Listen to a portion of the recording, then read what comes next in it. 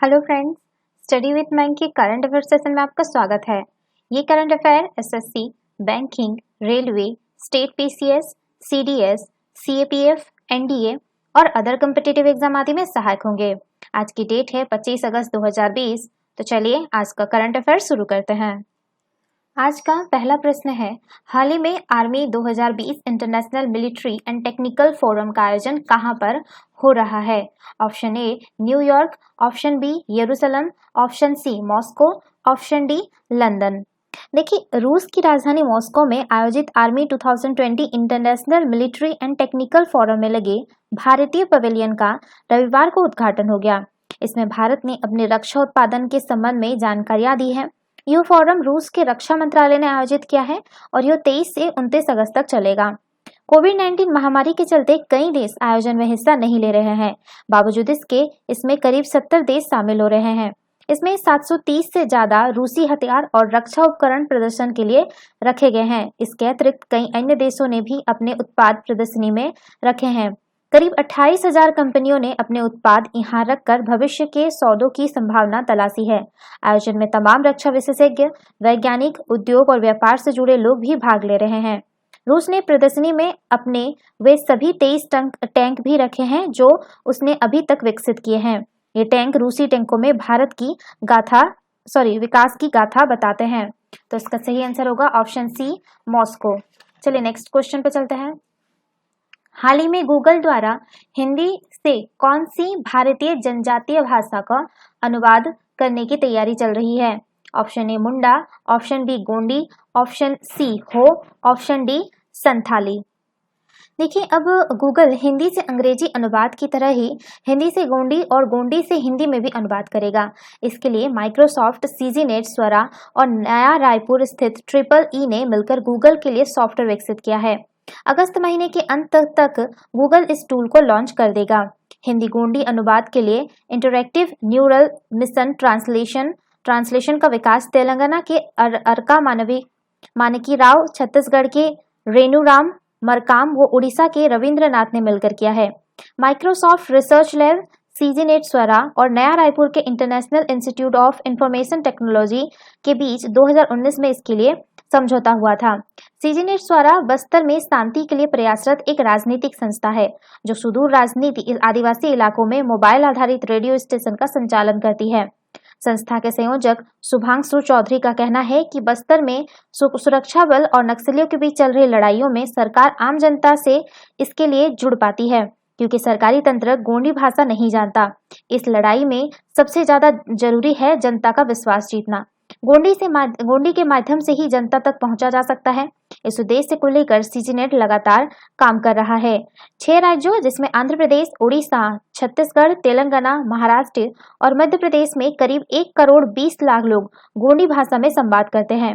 CGNet ने 1 साल पहले सभी राज्यों में समाज के प्रमुखों की बैठक कर गोंडी के 3000 से ज्यादा शब्दों का मानकीकरण किया। शुभांशु का कहना है कि टूल के विकास का मुख्य काम लॉकडाउन के दौरान ही हो पाया है। गोंडी भाषी राज्यों के करीब 150 लोगों ने पिछले 4 महीनों में हिंदी की किताबों का गोंडी में अनुवाद कर 35,000 से अधिक वाक्य तैयार किए हैं। टूल बनाने में ट्रिपल ई के छात्र अनुराग शुक्ला ने तकनीकी सहयोग दिया है। तो इसका सही आंसर होगा ऑप्शन बी गोंडी। चलिए नेक्स्ट क्वेश्चन पर चलते हैं। हाल ही में मध्य प्रदेश के किस जिले में राष्ट्रीय उर्वरक लिमिटेड द्वारा एक जैविक अपशिष्ट कन्वर्टर संयंत्र स्थापित किया जाएगा? Option A Anuppur, option B Burhanpur, option C Ashoknagar, option D Guna. देखिए, गुना जिले के विजयपुर में एक जैविक अपशिष्ट कन्वर्टर संयंत्र केंद्र सरकार के उर्वरक विभाग का सार्वजनिक क्षेत्र का उपक्रम राष्ट्रीय उर्वरक लिमिटेड मध्य प्रदेश के विजयपुर के एक जैविक अपशिष्ट कन्वर्टर संयंत्र स्थापित करेगा। इस संयंत्र में जैविक अपशिष्ट को खाद में बदलने में लगभग 10 दिन लगेंगे। स्वच्छ भारत पहल के अंतर्गत शुरू की गई इस परियोजना का उद्देश्य प्रतिदिन लगभग 2000 किलोग्राम अपशिष्ट को खाद में बदलना है।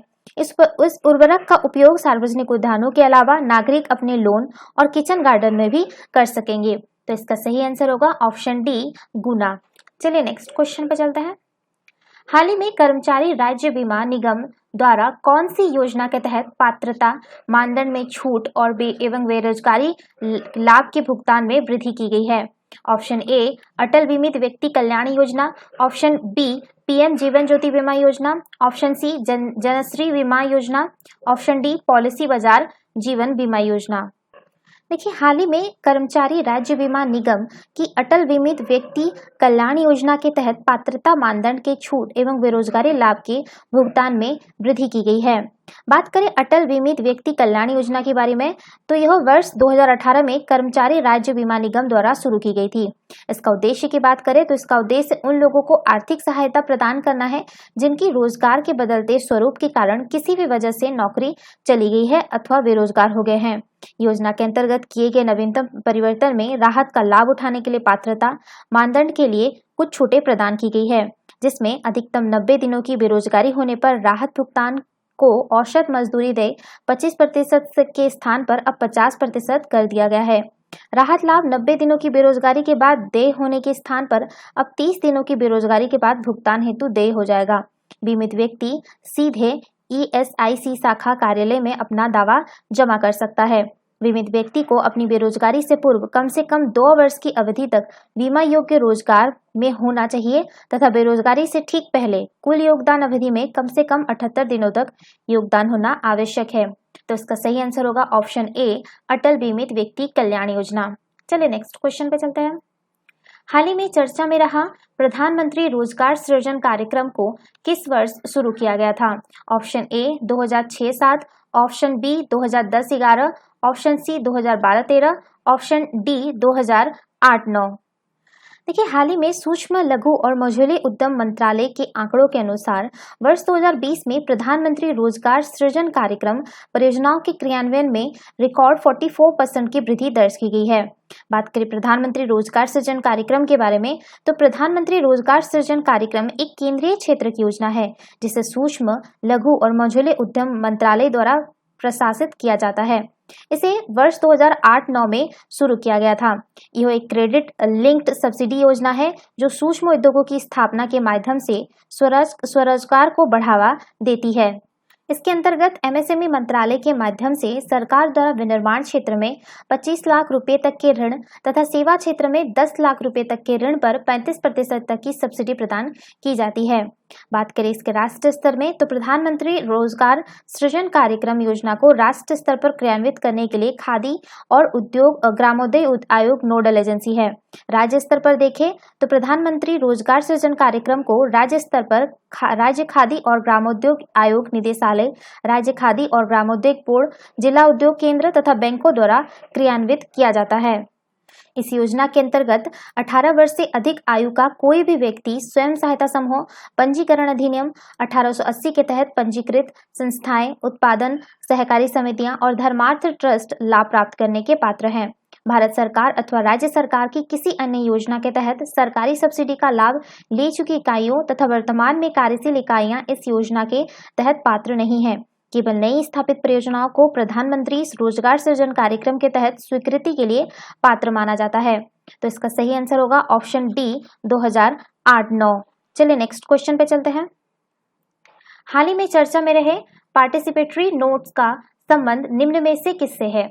ऑप्शन ए बाजार भुगतान, ऑप्शन बी ऋण भुगतान, ऑप्शन सी पोर्टफोलियो निवेश, ऑप्शन डी प्रत्यक्ष निवेश। देखिए, पार्टिसिपेटरी नोट्स को शॉर्ट में पी नोट्स भी बोला जाता है। ठीक है, तो देखिए बाजार नियामक भारतीय प्रतिभूति और विनिमय बोर्ड यानी सेबी के आंकड़ों के अनुसार घरेलू पूंजी बाजार में पी नोट्स के माध्यम से लगातार वृद्धि जारी है। जुलाई माह के अंत तक निवेश 63,288 करोड़ रुपए पर पहुंच गया। यह लगातार चौथा महीना है जब पी नोट्स के जरिए निवेश में वृद्धि हुई है। जुलाई माह तक पी नोट्स के माध्यम से किए गए कुल निवेश राशि में से 52,356 करोड़ रुपए इक्विटी में, 10,429 करोड़ रुपए ऋण, संकर प्रतिभूतियां में 250 करोड़ रुपए तथा डेरिवेटिव में 190 करोड़ रुपए का निवेश किया गया है। बात करें पी नोट्स के बारे में, तो पी नोट्स पंजीकृत विदेशी पोर्टफोलियो निवेशकों द्वारा विदेशी निवेशकों, हेज एंड और विदेशी संस्थान को जारी किए गए वित्तीय उपकरण होते हैं जो सेबी की पंजीकृत हुए बिना भारतीय प्रतिभूतियों में निवेश करना चाहते हैं। पी नोट्स इक्विटी शेयर सहित ऑफशोर डेरिवेटिव इंस्ट्रूमेंट अथवा अंतर्निहित परिसंपत्तियों के रूप में ऋण प्रतिभूतियां होते हैं।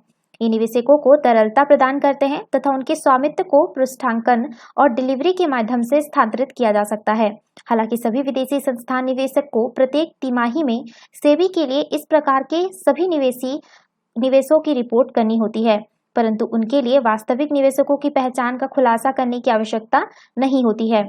सरकार तथा विनियामक के लिए चिंता का कारण है कि पी नोट्स संबंधी चिंता का मुख्य कारण इनकी पारदर्शिता प्रकृति है, जिससे कि निवेशक भारतीय नियामकों की पहुंच से बाहर हो सकते हैं। इसके अलावा यह माना जाता है कि पी नोट्स का उपयोग चालक व धनी भारतीय व्यवसायियों द्वारा मनी लॉन्ड्रिंग में किया जा रहा है। ये लोग पी नोट्स का उपयोग काले धन को वापस लाने तथा अपने स्टॉक की कीमतों में हेराफेरी करने में करते हैं। तो इसका सही आंसर होगा ऑप्शन सी, पोर्टफोलियो निवेश।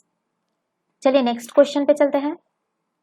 हाल ही में रक्षा मंत्री द्वारा सभी सीमावर्ती और तटीय जिला के युवाओं की आकांक्षाओं को पूरा करने के लिए एक प्रमुख विस्तार योजना के तहत राष्ट्रीय कैडर कोर यानी एनसीसी के प्रस्ताव को मंजूरी दे दी है।